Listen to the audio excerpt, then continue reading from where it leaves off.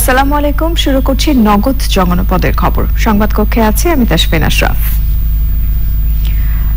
এখনকার এই সংবাদ আয়োজন একই সঙ্গে চ্যানেল আই অনলাইনে লাইভ টিভি এবং চ্যানেল আই অনলাইনে ভেরিফাইড ফেসবুক পেজেও সরাসরি প্রচারিত হচ্ছে।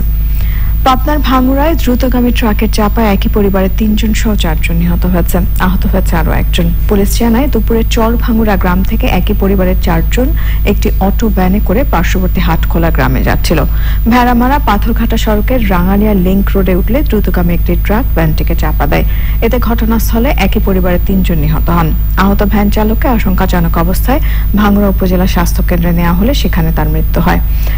আহতকে আশঙ্কাজনক অবস্থায় রাজশাহী মেডিকেল কলেজ হাসপাতালে পাঠানো হয়েছে।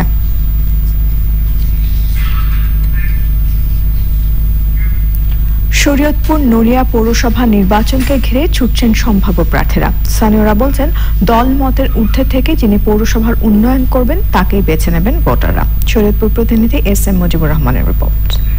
1998 সালে স্থাপিত হয় নড়িয়া পৌরসভা। গত 20 বছরে তেমন কোনো উন্নয়ন হয়নি। বর্তমানে পদ্মা সেতুকে ঘিরে নড়িয়া সহ গোটা শরীয়তপুরে উন্নয়নের হাওয়া লেগেছে।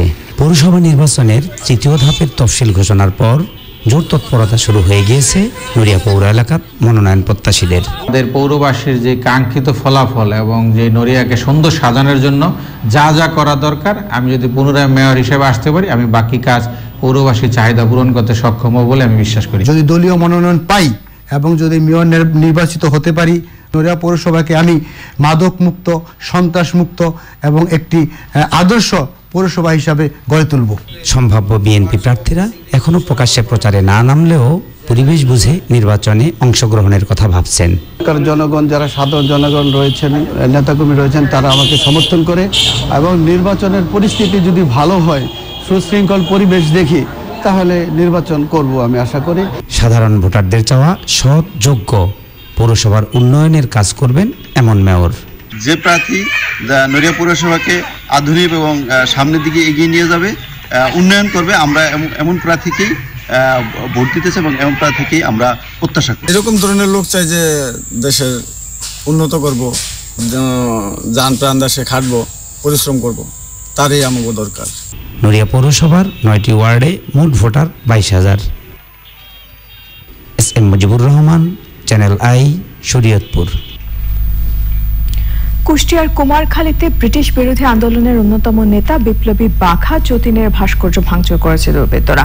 বৃহস্পতিবার রাতের কোনো এক সময় উপজেলার কয়া মহাবিদ্যালয়ে বাঘা যতীনের অবক্ষ ভাস্কর্যের নাক ও ডান গালের কিছু অংশ ভেঙে ফেলা হয়। শুক্রবার সকালে বিষয়টি চোখে পড়লে এই নিয়ে উত্তেজনা দেখা দেয়। বিষয়টি জানার পর পুলিশ ঘটনাস্থল পরিদর্শন করেছে। জড়িতদের খুঁজে বের করতে পুলিশ কাজ করছে বলে জানিয়েছেন অতিরিক্ত পুলিশ সুপার।